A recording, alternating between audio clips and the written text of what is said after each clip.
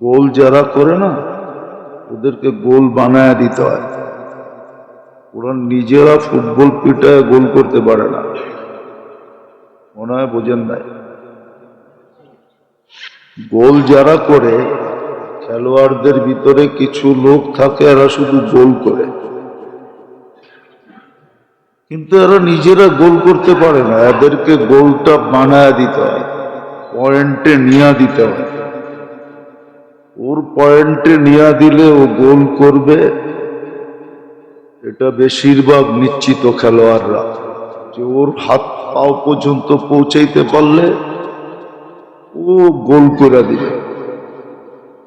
আমাদের মন কিন্তু গেম বানায় দেয়, শয়তানের হাতে উঠায় দেয়, ও খালি টাচ করে গোল করে। এই জন্য মন আমাদেরকে বসতে দিবে না। ভালো মতে বুঝি, আমাদের মন শয়তানের চেয়েও খতরনাক।